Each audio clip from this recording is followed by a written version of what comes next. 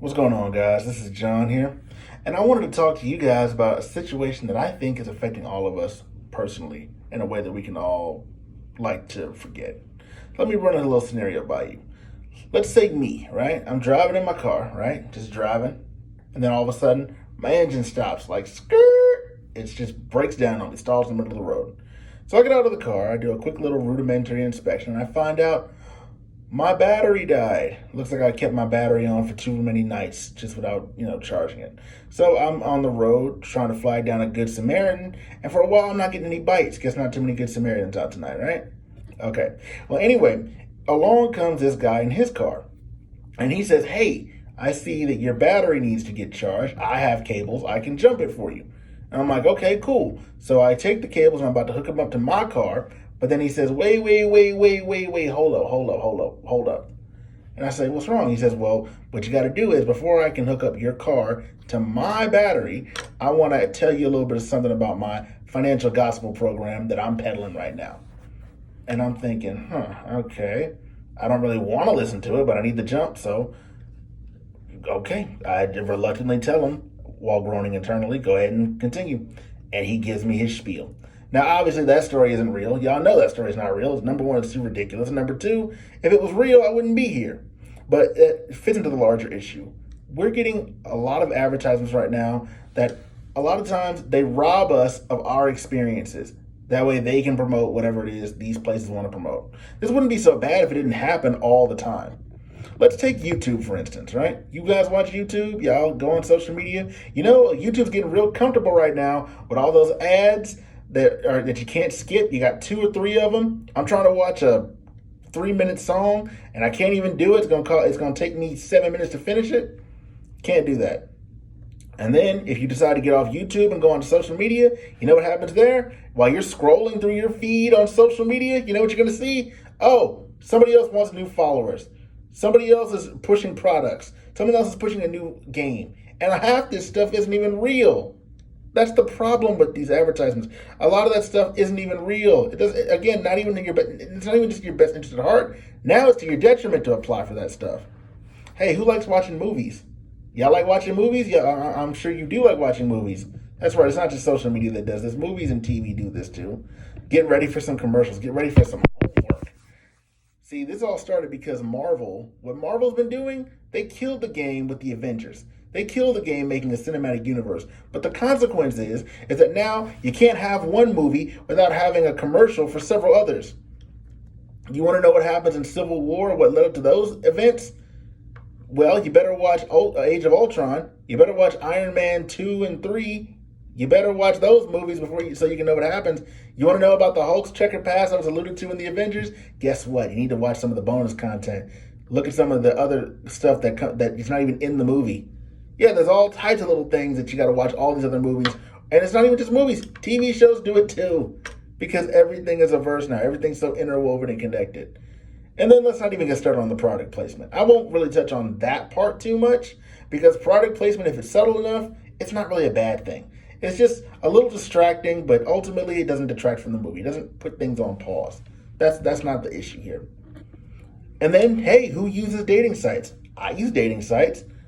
I mean, sometimes. And what I notice is a lot of these dating sites, a lot of these people on there, they're asking you before you can even start talking to them, "Hey, if you want to know more about me and my bio, because I'm not going to put it here, go ahead and go to this website over here." Or, "Hey, subscribe to my Snapchat, follow me on Instagram," all that kind of stuff, right?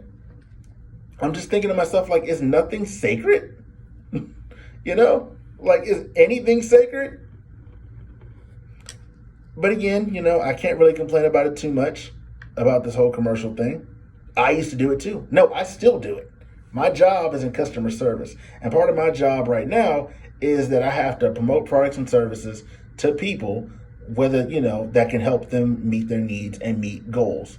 Now, that's easy to do now because I work at a credit union and the products and services are related to that. We'll get to that. We'll touch on that later.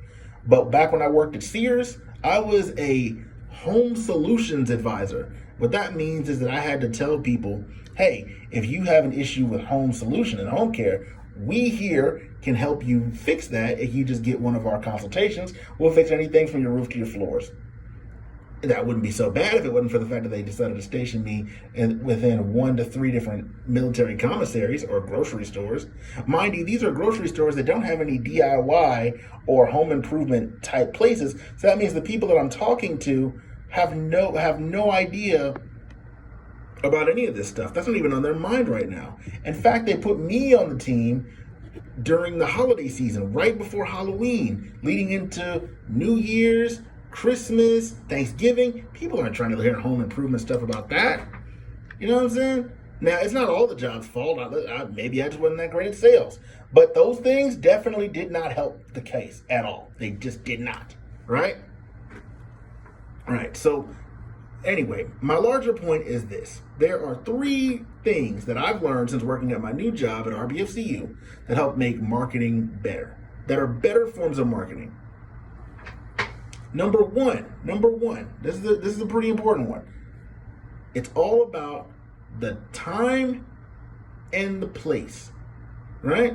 So if you're coming, let's say I'm at the grocery store. Let's say you're at the grocery store, actually, and you're in a frozen pizza section, right? You're in a frozen pizza section. Do you want someone bombarding you about getting a new muffler for your car? Probably not. That's probably not what you're there for. But if someone's offering you pizza cutters, that's something different, right? Secondly, the way you market is very important to people. Okay? So if I come at you while you're shopping and I say, hey, stop right there. Let me tell you something about our Sears Home Improvements, our promotional products. We got all types of new lumber and laminate wood. You don't want to hear about that stuff when you're shopping for groceries. It's rare. Sometimes there are people that want to hear about that, but a lot of people didn't want to hear about that kind of stuff. At least not from me. Maybe other people. But the point is that yeah, if I come at you like that, where I'm being very obstructive, where I don't seem to care about what you may be interested in, where I'm only caring about what I want you to do, and I'm blocking you from your experience, that's not a good way to do marketing. However, with my new job at RBFCU, luckily the products are more streamlined of what the members call in about. So all I have to do is take what the member says and says, hey, you're trying to save money. We have a roundup program for that. Or you just got hit with some fraud or a phishing text scam. We have a protection plan that can help you avoid that happening in the future. You know? And of course, give them a choice, give them options. That way, if they don't want to deal with the advertisement, yes, some advertisements you can skip, but a lot of them you can't skip. The point is that yes, you get a choice. You can walk away if you don't want it. You can say no if you don't want the product I'm offering. Whatever the case may be, you know? That way, I'm not trying to monopolize your time. I'm trying to make sure that I'm helping you, the customer, client, member, whatever you call them, achieve whatever goal it is you want to achieve. You know? And so, with that being said, those are just some ways that you can actually improve your marketing. Now, that was my little spiel when it comes to commercialism. I don't know if you guys feel the same. Maybe you got YouTube Premium or Ad Blocker or something like that. But me, I can't afford to do that. So, for me, this is something that was kind of close to me. That weighed on me a little bit, you know. So I just wanted to discuss that with y'all, and hopefully y'all enjoyed the TED Talk. But yeah, that was my spiel. So thank you for listening, and I hope you guys have a wonderful rest of your week going forward. All right, this has been John, and don't worry. Hopefully, if I put this on YouTube, this won't have any commercials. Hopefully. But yeah, have a good day, guys. Thank you for watching my TED Talk. I really do appreciate that a lot.